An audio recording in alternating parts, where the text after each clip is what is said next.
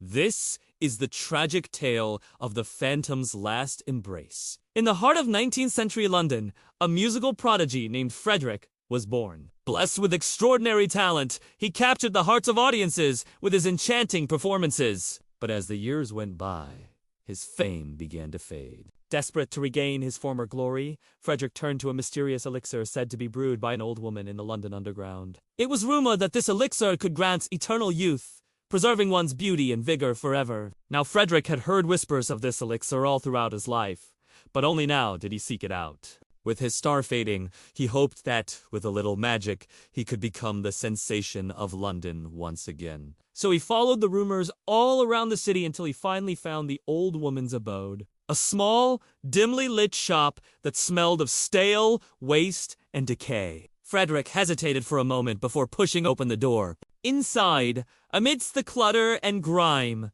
sat an old woman stirring a bubbling cauldron. Her eyes, as old and as murky as the depths of the London sewers, seemed to peer into Frederick's very soul. Without a word, she motioned for him to approach the cauldron. As Frederick leaned in, she began to chant in a language that sounded ancient and sinister. The air grew thick with a stench of sulfur as the potion within the cauldron took on a dark, oily hue. Suddenly, the old woman stopped her chanting and turned to face Frederick. Her face, obscured by the dim lighting, seemed to take on a demonic appearance. With a voice that rasped like grinding bones, she spoke, "For this elixir, I require a price, a life for a life." Startled by her sudden movement and frightened by her eerie words, Frederick stumbled back. In a panic, he turned to flee, but the old woman was quick. With a flick of her gnarled finger, she sent a bolt of dark energy toward him. Struck by the force of it, Frederick collapsed to the floor, his body racked with pain.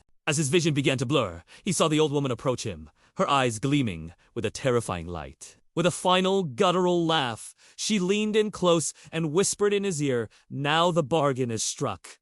Now you are mine." As her lips brushed against his, Frederick felt a surge of dark power flow through him. Then everything went black. And so the legend of the Phantom's last embrace lives on, a tale of desperation, deceit, and the dark bargains one might make in the pursuit of fame and fortune.